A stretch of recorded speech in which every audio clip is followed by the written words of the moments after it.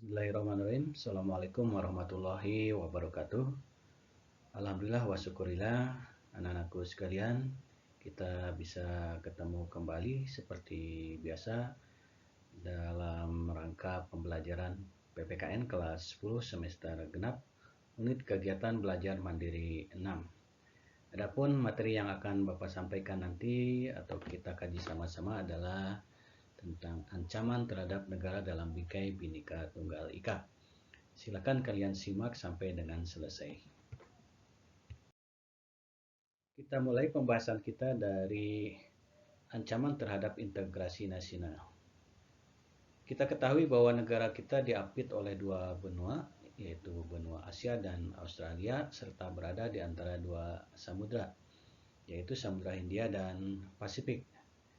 Nah, kondisi tersebut menunjukkan bahwa wilayah Indonesia berada pada posisi silang yang sangat strategis dan ideal.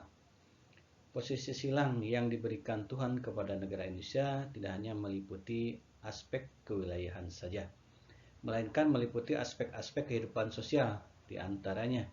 Satu, penduduk Indonesia berada di antara daerah berpenduduk padat di utara dan daerah berpenduduk jarang di selatan. Kedua, ideologi Indonesia terletak antara ideologi komunisme di sebelah utara dan liberalisme di sebelah selatan. Ketiga, demokrasi Pancasila berada di antara demokrasi rakyat di sebelah utara, Asia Daratan bagian utara, dan demokrasi liberal di selatan. Yang keempat, ekonomi Indonesia berada di antara sistem ekonomi sosialis di utara dan sistem ekonomi kapitalis di selatan. Kelima, masyarakat Indonesia berada di antara masyarakat sosialis di utara dan masyarakat individualis di selatan. Keenam, kebudayaan Indonesia berada di antara kebudayaan timur di utara dan kebudayaan barat di bagian selatan. Terakhir, yang ketujuh, sistem pertahanan dan keamanan Indonesia berada di antara sistem pertahanan kontinental di utara dan sistem pertahanan maritim di barat, selatan, dan timur. Berkaitan dengan ancaman terhadap integrasi nasional, maka ada yang disebut dengan ancaman militer. Apakah itu ancaman militer?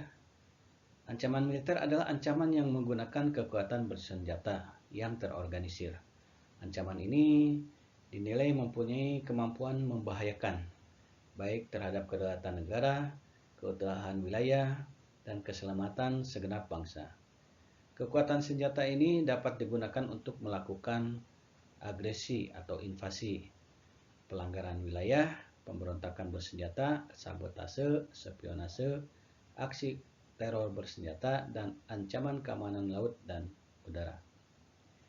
Bangsa Indonesia pernah merasakan pahitnya diinvasi atau diserang atau diagresi oleh Belanda yang ingin kembali menjajah Indonesia sebanyak 2 kali, yaitu pada agresi militer 1 dari tanggal 21 Juli 1947 sampai 5 Agustus 1947 dan agresi militer 2 tanggal 19 Desember 1948.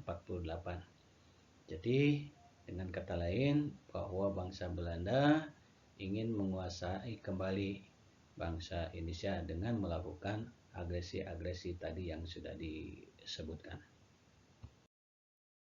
Anak-anakku sekalian, dalam perjalanan sejarah, bangsa Indonesia pernah mengalami sejumlah pemberontakan bersenjata yang dilakukan oleh gerakan radikal. Jadi, pemberontakan atau disebut dengan gerakan bersenjata ini merupakan ancaman yang datangnya dari dalam. Seperti apa? Seperti DITII, PRRI, Permesta, pemberontakan PKI Madiun, serta G30S PKI.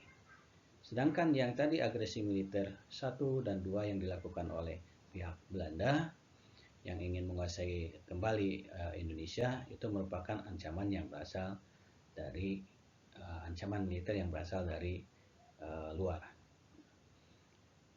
Sejumlah aksi pemberontakan bersenjata yang tadi disebutkan seperti DITI, PRI, Permesta, dan seterusnya tidak hanya mengancam pemerintahan yang sah, tetapi juga mengancam tegaknya NKRI yang berlandaskan Pancasila dan Undang-Undang Dasar Negara RI tahun 1945. Nah, adapun bentuk-bentuk gangguan keamanan di laut dan di udara yang harus mendapat perhatian dalam penyelenggaraan pertahanan negara, yaitu satu, pembajakan atau perompakan, penyelundupan narkoba atau senjata.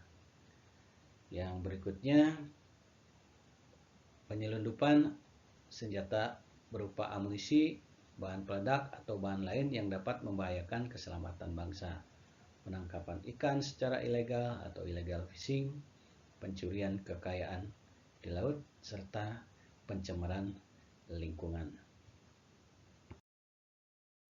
Nah, sekarang yang termasuk ke dalam ancaman integrasi nasional, diantaranya yang kedua adalah ancaman non-militer. Nah, ancaman non-militer ini pada hakikatnya adalah ancaman yang menggunakan faktor-faktor non-militer atau tidak menggunakan senjata, tetapi dapat dinilai mempunyai kemampuan yang membahayakan kedaulatan negara, kepribadian bangsa, keutuhan wilayah negara, dan keselamatan segenap bangsa juga.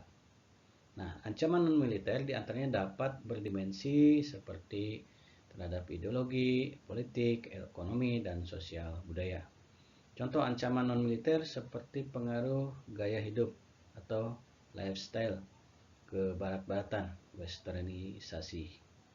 Sudah tidak mencintai budaya sendiri, tidak menggunakan produk dalam negeri, dan sebagainya. Nah, ancaman non-militer memiliki karakteristik yang berbeda dengan ancaman militer, yaitu tidak bersifat fisik serta bentuknya tidak terlihat seperti ancaman militer. Nah, setelah kalian tadi menyimak tentang pembahasan yang disampaikan oleh Bapak yang berhubungan dengan masalah ancaman terhadap integrasi nasional, baik yang berupa ancaman militer maupun non-militer. Di sini ada tugas individu sebagai upaya untuk pendalaman materi atau mereview kembali apa yang sudah Bapak jelaskan. Tugas individunya ada 10 pertanyaan. Pertanyaan itu dibagi dua, 5 pertanyaan bentuk ancaman militer dan 5 pertanyaan bentuk ancaman non-militer. Jadi silakan kalian ditulis di buku tugas, kemudian setelah itu dijawab dan dikirimkan tugasnya ke grup tugas. Jangan lupa dipoto terlebih dahulu baru dikirimkan. Demikian tadi yang bisa Bapak sampaikan, mudah-mudahan apa yang sudah dijelaskan dapat dipahami atau dimengerti. Sekian dan terima kasih, semoga bermanfaat bagi kita semua. Mohon maaf sekali lagi kurang lebihnya. Akhir kata dari Bapak, wabillahi taufik wal hidayah. Wassalamualaikum warahmatullahi wabarakatuh.